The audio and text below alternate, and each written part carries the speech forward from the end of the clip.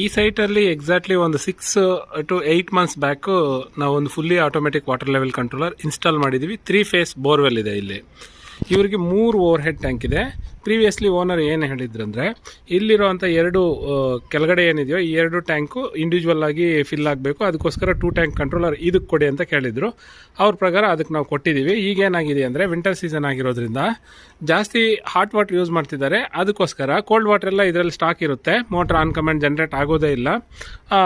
ಮೇಲ್ಗಡೆ ಏನು solar water tank ಅಲ್ಲಿರೋದಿದೆಯೋ ಆ ಟ್ಯಾಂಕಲ್ಲಿ ನೀರು ಕಡಿಮೆ ಆಗಿಬಿಡ್ತಾ ಇರುತ್ತೆ. ಈಗ ಓನರ್ ಕೇಳ್ತಾ ಇರೋದು ಏನಂದರೆ ನನಗೆ 3 ಟ್ಯಾಂಕಲ್ಲಿ ಯಾವ ಟ್ಯಾಂಕಲ್ಲಿ ನೀರು ಕಡಿಮೆ ಆದರೂ ಕೂಡ ಮೋಟ್ರ್ ಆನ್ ಕಮಾಂಡ್ ಜನರೇಟ್ ಆಗೋ ಥರ ನೋಡಿ ನನಗೆ 3 ಫಿಲ್ ಆಗಬೇಕು ಒಂದು ಟ್ಯಾಂಕ್ ಎಂಟಿ ಆದರೆ ಅಂತ ಕೇಳಿದ್ದಾರೆ. ಈಗೇನು ಮಾಡಬೇಕಂದ್ರೆ ನಾವು 2 ಟ್ಯಾಂಕ್ ವಾಟರ್ ಲೆವೆಲ್ ಕಂಟ್ರೋಲರ್ ಕೆಳಗಡೆ 2ಕ್ಕೂ ಸೆನ್ಸರ್ ಕೊಟ್ಟಿದ್ದೀವಿ. ಈಗ ಒಂದು ಸೆನ್ಸರ್ ಕಟ್ ಮಾಡಿ ತೆಗೆದುಬಿಟ್ಟು ನೆಕ್ಸ್ಟು ಆ ಪ್ಲೇಸಲ್ಲಿ 2 ಫ್ಲೋಟ್ ಸ್ವಿಚ್ ಹಾಕಬೇಕಾಗುತ್ತೆ. ಫ್ಲೋಟ್ ಸ್ವಿಚ್ ಹಾಕೋದ್ರಿಂದ ಏನಂದರೆ ನಾವು 10 ಟ್ಯಾಂಕ್ ಇದ್ರೂ ಫ್ಲೋಟ್ ಸ್ವಿಚ್ ಹಾಕ್ಬೋದು.